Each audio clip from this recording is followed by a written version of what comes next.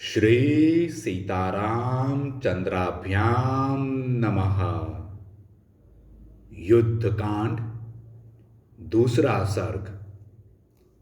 सुग्रीव का श्री राम को उत्साह प्रदान करना।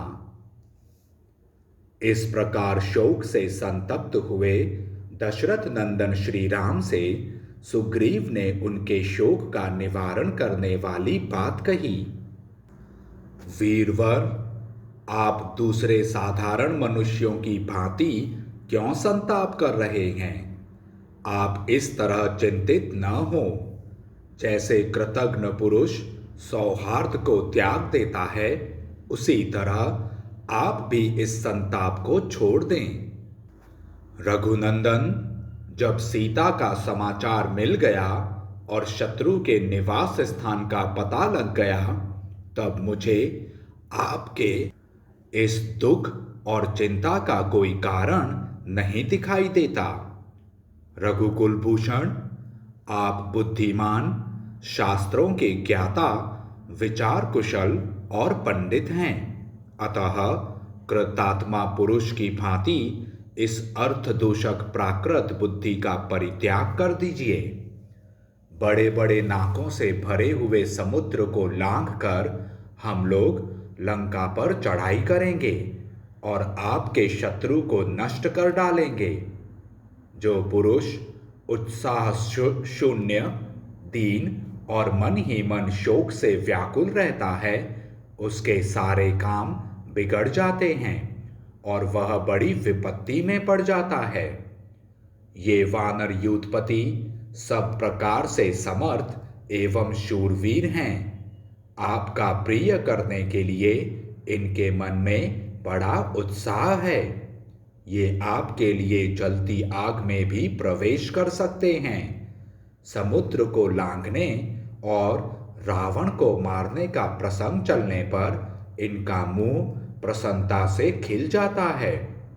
इनके इस हर्ष और उत्साह से ही मैं इस बात को जानता हूँ तथा इस विषय में मेरा अपना तर्क भी सुदृढ़ है। आप ऐसा कीजिए जिससे हम लोग पराक्रम पूर्वक अपने शत्रु पापाचारी रावण का वध करके सीता को यहाँ ले आवें। रघुनंदन, आप ऐसा कोई उपाय कीजिए जिससे समुद्र पर सेतु बंध सके और हम उस राक्षस राज की लंकापुरी को देख सकें। त्रिकुट पर्वत के शिखर पर बसी हुई लंकापुरी एक बार दिख जाए तो आप यह निश्चित समझिए कि युद्ध में रावण दिखाई दिया और मारा गया। वरुण के निवासभूत घोर समुद्र पर पुल बांधे बिना तो इंद्र सहित संपूर्ण देवता और असुर भी लंका को पददलित नहीं कर सकते।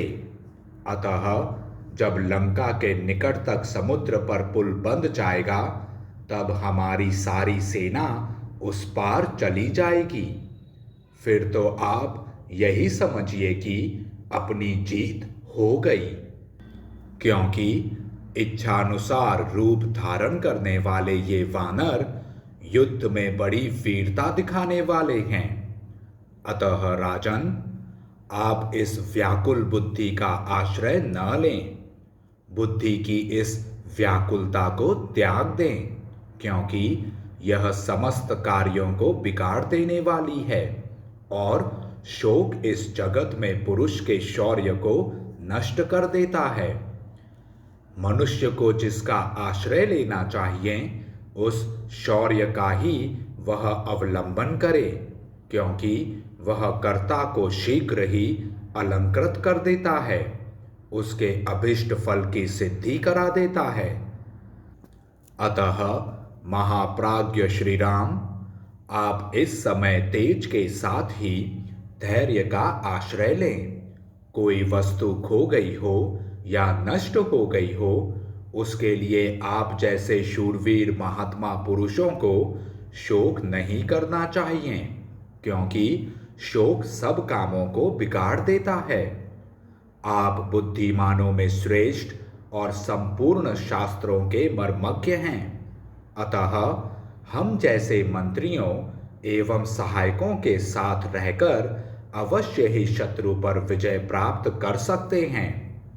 रघुनंदन, मुझे तो तीनों लोकों में ऐसा कोई वीर नहीं दिखाई देता जो रणभूमि में धनुष लेकर खड़े हुए आपके सामने ठहर सके।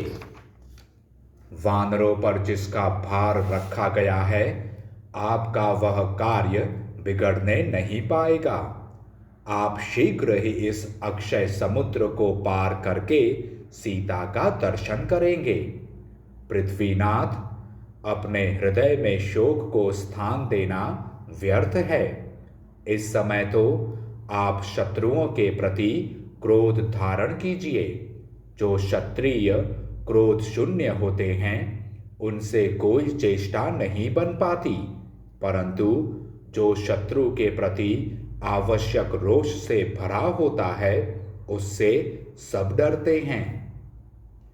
नदियों के स्वामी, घोर समुद्र को पार करने के लिए क्या उपाय किया जाए, इस विषय में आप हमारे साथ बैठकर विचार कीजिए, क्योंकि आपकी बुद्धि बड़ी सूक्ष्म है। यदि हमारे सैनिक समुद्र को लांघ गए तो यही निश्चय रखिए कि अपनी जीत अवश्य होगी।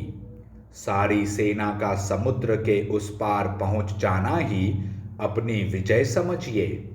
ये वानर संग्राम में बड़े शूरवीर हैं और इच्छानुसार रूप धारण कर सकते हैं। ये पत्थरों और पेड़ों की वर्षा करके ही उन शत्रुओं का संहार कर डालेंगे। शत्रुसूदन श्री राम, यदि किसी प्रकार मैं इस वानर सेना को समुद्र के उस पार पहुंची देख सकूं, तो मैं रावण को युद्ध में मरा हुआ ही समझता हूं।